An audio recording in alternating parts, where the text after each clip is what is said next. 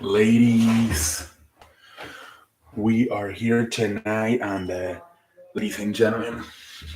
I have to do my whole I have to do the whole thing here. Ladies and gentlemen, we're here tonight on the How's everybody doing here, ladies and gentlemen? So tonight, man, we start off with freaking women's wrestling in both companies. WWE and AEW has been terrible. I don't know what the hell has happened. You got matches being played at SummerSlam. Rhea Ripley, Raquel Rodriguez will no longer be on SummerSlam. Um, Becky Lynch or Stratus has been pulled. It's going to be instead in a few weeks in Winnipeg, Canada. I think what they're trying to do here, I don't know, maybe if they told Trish, hey, do you want to do it at SummerSlam or do you want to do this in your home country of Winnipeg, Canada? And maybe she chose Winnipeg, Canada. That could be the only way I can say, okay, this is fine. But, you know, Becky Lynch complained last year on the Stephen A. Smith show that she was frustrated with the fact guys like, part-timers like, Logan Paul, Pat McAfee were coming in and getting freaking these matches on WrestleMania and SummerSlam when they barely show up. And now here we go again. Logan Paul gets a match, a pretty, let's be honest, a mid-card feud with Ricochet. Instead, where you could have had Becky Lynch and Trish there, or your freaking World Heavyweight Women's Champion, Rhea Ripley versus Raquel Rodriguez. And instead, here comes the damn celebrity match with freaking Logan Paul. And don't get me wrong, Logan Paul's really good. He's been fantastic in wrestling. He's starting to get better with the microphone. I think at first he was kind of like a little bit flustered that they were booing him so much. He was like, what the hell's going on here? Now he's like, okay, fine, this is how it's going to be. I'll be a heel. And he's starting to figure things out on the microphone as well. But it's more criticism on the management of the company. For you have all these wrestlers, especially top-tier wrestlers like Rhea Ripley, Becky Lynch, Trish Stratus, busting their ass all these months for them not, because SummerSlam is a top 3 pay-per-view, right? It's one of the most important, biggest pay-per-views they do of the year. And the fact Rhea Ripley has been shoved down her throat. She's been on all 3 damn shows, right? On Monday Night Raw, Friday Night SmackDown. She even been making appearances with Dominic Mysterio on freaking NXT lately, as Dominic is the new North American NXT champion. And they're not even going to give her a match at freaking... do you look at it? I think outside of Finn Balor, no one from the damn Judgment Day has a match at SummerSlam. You're trying to make this your top faction now that, the Bloodline's pretty much finishing up. Yeah, well, put a sign up because freaking outside of Finn Balor, nobody else, I believe, in the Judgment Day has a damn match for SummerSlam. I don't know, man. Same thing on AEW. Apparently, Britt Baker's getting fucking complicated to work with. Last year, she had that problem with Thunder. Now, supposedly, Fascia, I think her name is. She came up to work with AEW, and she decided to leave after only doing one show because she said there was too much drama in the locker room. Man, and Triple H is so good at this, right? In NXT, and this is the thing I think has been the thing where Triple H, what the fuck happened? Where he was so good at it with the NXT roster at booking the women's division, and here with the main roster, I get it. He doesn't have final say.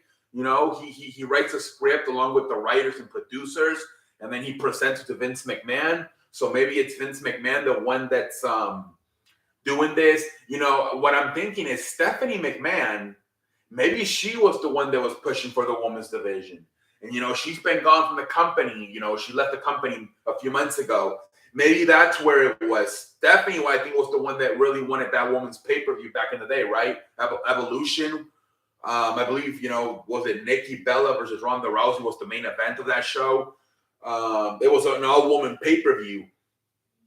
But who was it a few days ago that said, somebody said, oh, yeah, we can do an all-women's pay-per-view. I'm like, no, you cannot.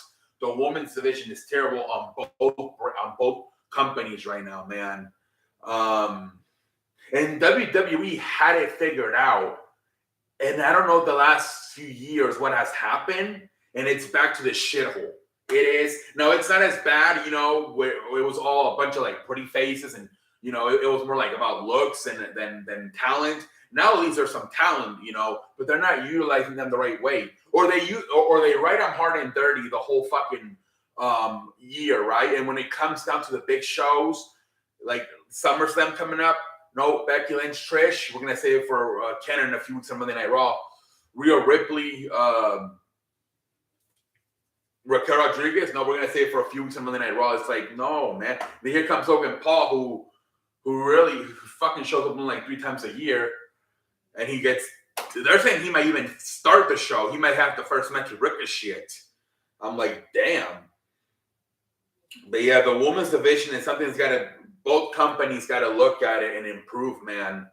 Seriously. And if not, man, then I think,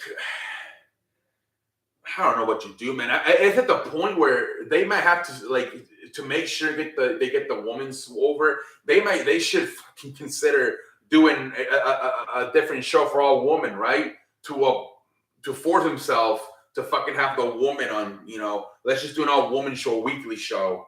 Maybe Rampage should do that. Instead of whatever the hell they have on Rampage, have that be an all-woman show. Maybe WWE's got to get another show, an all-woman. Otherwise, it seems like they don't put their woman on. They put them on, but they just don't. When it comes to the big pay-per-view spots, a lot of times they just don't get them.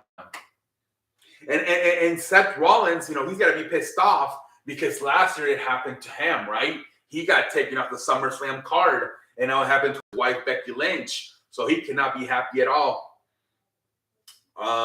But yeah, man, both companies have problems with the women's division, man. Let's continue to move forward. McIntyre said he is interested in working with Cody Rhodes, but he knows they have to be patient with it due to the fact right now they are both baby faces. So assuming McIntyre would be the one to turn heel. So, a lot of rumors going around what's next for Cody Rhodes. Bray Wyatt has been something that's been mentioned that he's going to come back and either attack Roman Reigns to start a feud with Roman Reigns or attack Cody Rhodes to start a feud with Cody Rhodes. So we'll see what happens there.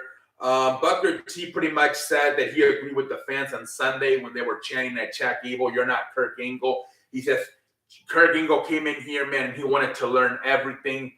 He was willing to learn and do the work. He pretty much called Gable Stevenson a lazy ass.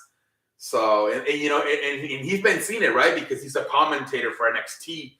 So if somebody's been watching all of his matches so far and all of his work in NXT, it has been Booker T. And he said he's not that good. He's especially, he's talented, but he's kind of lazy with it. So Booker T pretty much calling Gable Stevenson out. WWE's thinking about having Kid Rock perform again. They're going to have a mini concert instead of having a women's match like Becky Lynch or Trish Stratus or Rhea Ripley. Raquel Rodriguez. They're apparently going to they're thinking about having a Kid Rock mini concert. Oh, my Lord. Drago Isha, whatever the hell his name is, he's not expected to join I can never pronounce his name. I apologize. They said as of right now, he is not expected to join the main roster. I apologize. I don't even know why I spend time talking about this guy. I can't even say his name. It was the guy that was rumored to be called up to the main roster to possibly join Imperium. And then he said he wasn't interested in joining Imperium. That Drago Isha, whatever the fuck his name is.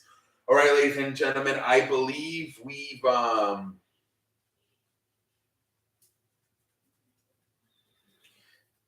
ready to move on. Roman Reigns and Paul Heyman were on freaking Stephen A. Smith show today, First Take. They were in character. It was hilarious. They keep teasing a possible Stephen A. Smith coming into WWE and working in some type of manager's role, kind of like a Paul Heyman thing. That's something that's been talked about for a while, so maybe they'll do that in the future. But yeah, that was a hilarious interview, man. I saw highlights of it on Twitter. I can't wait to maybe see if I can find the full version of it.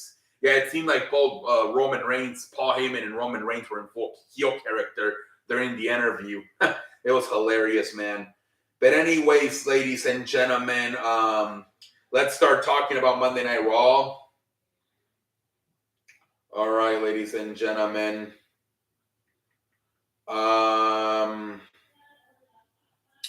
July 31st, 2023.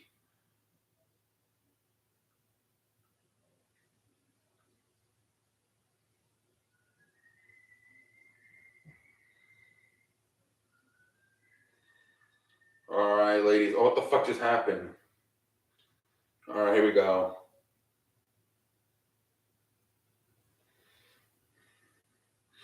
All right, ladies and gentlemen. So from Houston, Texas, this damn show. So we start off with Logan Paul doing a promo, pretty much, talking about how he's ready and he's gonna beat the shit out of Ricochet and how the match is gonna go viral. Then Ricochet comes out, he shakes his hand, and then he's like, "Hey, are you gonna be okay? By the way, that your girl, your fiance, being the fact that she's the ring announcer, she's gonna have to announce, and your winner, Logan Paul." And then obviously Ricochet gets pissed off. They start fighting. They start brawling. Ricochet's doing all these flips all over the place. Logan Paul's like struggling, keeping up with his speed and athleticism. And then Ricochet goes up to the top rope and he tries to hit him with something, but bam, Logan Paul just knocks him out. That's pretty much it. Logan Paul leaves him laying there, knocked out. I believe I'm gonna have to sit down, man. I don't know. I don't feel good today. I don't know what's going on. I would think Logan Paul's gonna win this match. He's in a losing streak. He lost to Roman Reigns at Crown Jewel last year. He lost his match to Seth Rollins at WrestleMania. I think he's got to win this match, especially he's got a. It's being said that he's got a boxing match coming up in the fall. So I think kind of WWE has to help him out here and kind of make him look good here. And then if he wins that boxing match, I think that could help him. That could actually help him get booked better too, like a Brock Lesnar type of right. Oh yeah, he's a boxer, so we got to book him right. So that's apparently the thing that's going on with Logan Paul right now. That he's actually got a fight coming up in a few months. So my guess is going to win this match. Logan Paul's going to beat Ricochet at SummerSlam.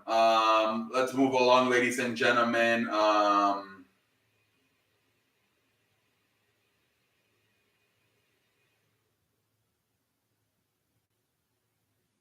So pretty much Gunther's backstage. He's pissed off at Ludwig Kaiser. He for losing to Drew McIntyre. He pretty much threatens them that if he doesn't impress him tonight in the match versus Matt Riddle, he might kick him out of Imperium.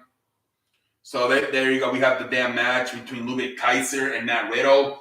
And they made Ludwig Kaiser look pretty good in this match. If anything, Matt Riddle, at least maybe a few kicks, maybe a few knees to the faces. He barely got any offense in.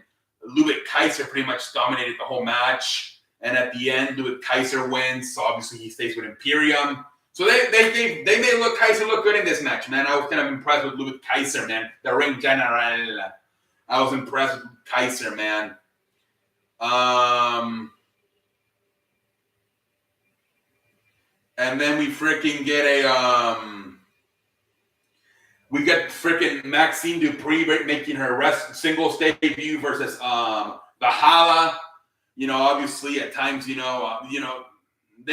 kind of comedy stuff here. Obviously, the Viking Raiders and the Alpha Academy get involved, but at the end, freaking Maxine, she had what was it, like an electric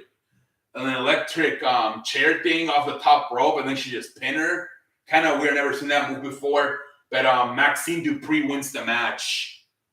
And then we get a freaking match. No, we get the Judgment Day.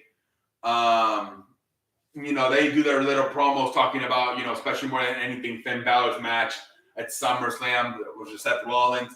And then Raquel Rodriguez comes up. She's trying to get some payback on what Rhea Ripley did to Liv Morgan last week. They start beating the hell out of each other. At the end, Rhea Ripley, I think Dominic comes in and he distracts Raquel Rodriguez. And that gives Rhea Ripley time to recover and hit her with a chop block, takes her knee out. And then the referees and security come out to separate it. Backstage, Adam Pearce tells him, hey, I know your leg is buzzing right now. I know she fucked you up. Then whenever you're healthy, you get a match with Rhea Ripley for the Women's World Heavyweight Championship. So there's that. Let's move along here. First hour of the show. First was very mid-cardy. Wasn't all that good, honestly. So then we get Shinsuke Nakamura versus Tommaso Ciampa. Nice. I thought this match was going to be a lot better. Not as much. I thought I didn't get enough time at the end. Shinsuke Nakamura wins with a full roll-up. He freaking had onto the tight, so he cheated. So they're still like it seems like they're starting to slowly turn Shinsuke Nakamura heel. That's what they're going with here. Let's see here. Then Brock Lesnar music hits. Very similar to the start of the show with Ricochet and Logan Paul. He calls them out. They shake hands. Same thing. They shake hands. And then I think Cody was trying to walk away, or was it Lesnar trying to walk away? Cody doesn't let him. And basically they just then they start brawling. They beat the hell out of each other. But obviously Lesnar gets the upper hand. He hits him with the steel steps. Then he hits him with the F5, and that's pretty much it. He leaves him laying there. But I am assuming Cody's going to win the match on SummerSlam. We'll see what happens.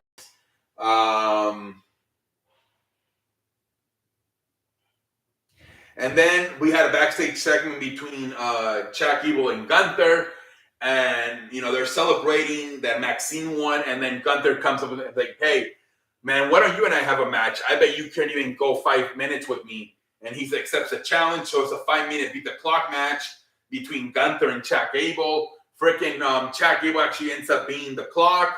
So then Gunther gets pissed like, hey, let's just have a normal match. So probably the best match of the night, man, between Gunther and Chad Gable. Obviously at the end,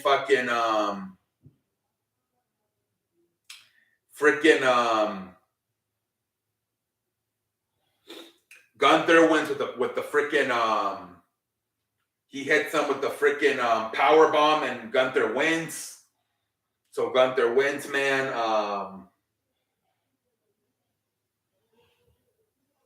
And then we get a segment with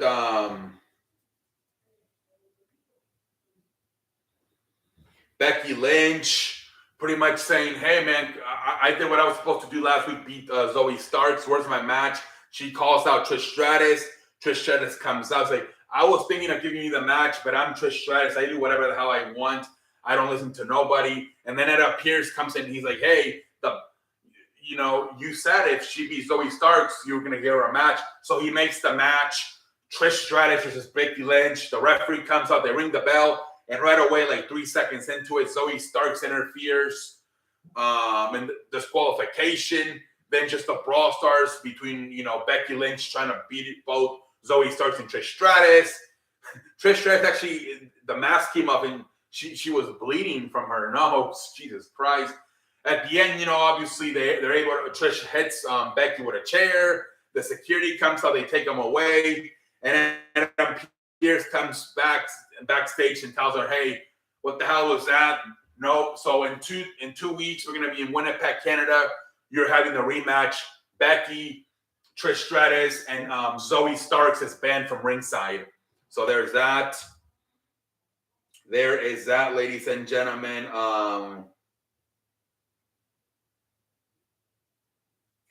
There's freaking that. All right, ladies and gentlemen, let's continue to move forward here tonight. Let's see here.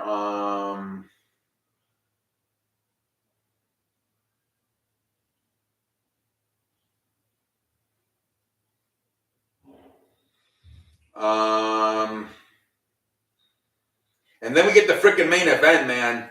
Seth Rollins and Sami Zayn versus the Judgment Day. Damian Priest and Dominic.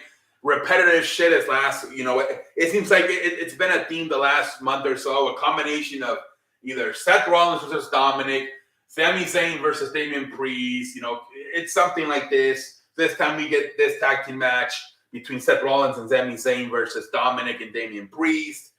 Of course, you know, Finn Balor and Rhea Ripley interfere at times. At the end, what did happen that was interesting was that Damian Priest, I think he had like his finisher, and he was about to pin him. He's like, no. And then he's like, let me cash in. And then he tells Finn Balor, give me the briefcase. Finn Balor is hesitating. He doesn't know what to do because obviously he's got a match coming up with Seth Rollins at SummerSlam. So then he finally gives him the briefcase after hesitating. But by the time he wants to cash it in, Seth Rollins is back up, hits him. Seth Rollins actually ends up hitting him the freaking curve stomp on the damn briefcase. And that's how they get the win, Seth Rollins and Sami Zayn. And same thing as Trish Stratus, freaking Damian Priest gets busted open. And that's basically the end of the show, man. You know, Rollins and Sami Zayn celebrating their win.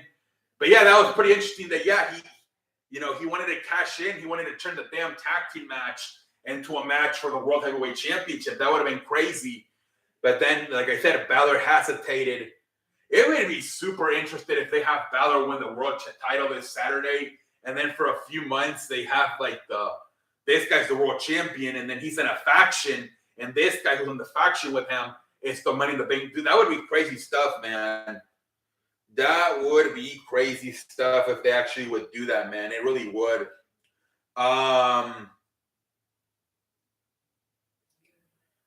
that's basically it with the show. Hold on, what the hell? That's basically with the damn show, ladies and gentlemen. This show, man, was very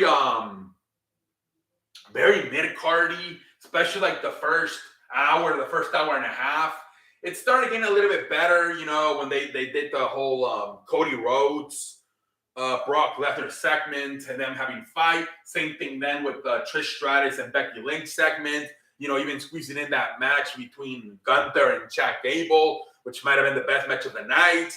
And then, you know, the main event was kind of a repetitive situation with, you know, the Judgment Day and Seth Rollins and Sami Zayn. But what was interesting was the whole part with the Money in the Bank briefcase where Priest tried to cash it in, and he told Finn to hand it to him, and Finn was hesitating.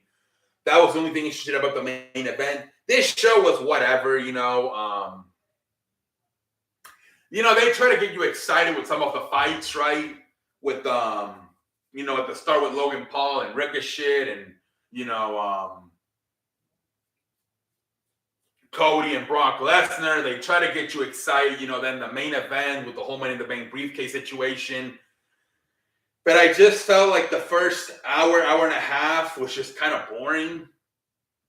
I don't know.